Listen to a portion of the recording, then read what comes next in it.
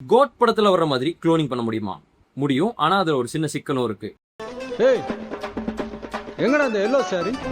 ஆமாங்க, சயின்டிஸ்ட் இதுக்கு முன்னாடி க்ளோனிங் பண்ணிருக்காங்க.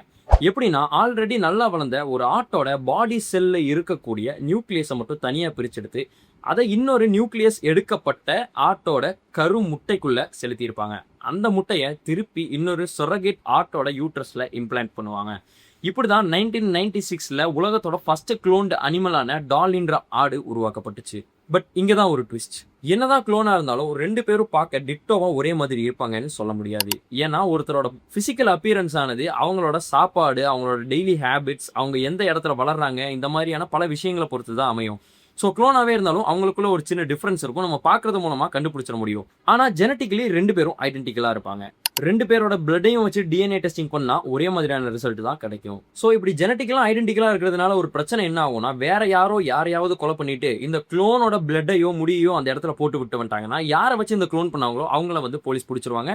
ஈவன் அந்த கிரைம் சீன்ல இவர் இல்லவே இல்லைனாலும். அதனால தான் இந்த க்ளோனிங்ன்ற மேட்டர் ரொம்ப கான்ட்ரோவர்ஷியலான விஷயமா இருக்கு. அது மட்டும் இல்லாம இன்னொரு முக்கியமான விஷயம், நான் இந்த ப்ராசஸ் சொல்லும் போதே உங்களுக்கு புரிஞ்சிருக்கும். இந்த க்ளோனிங் மெத்தட் மூலமா நம்ம ஜெனட்டிக்கலி ஐடென்டிக்கலான ஒரு குழந்தையை தான் உருவாக்க முடியுமே தவிர, கோட் படத்துல காட்டுற மாதிரி ஒரு பெரிய மெஷின்குள்ள போட்டு ஒரு ஃபுல்லா வளர்ந்த ஹியூமனை எல்லாம் உருவாக்க முடியாது. வீடியோ பிடிச்சிருந்தா லைக் பண்ணுங்க, மறக்காம செல்ஃபி சயின்ஸை ஃபாலோ பண்ணுங்க.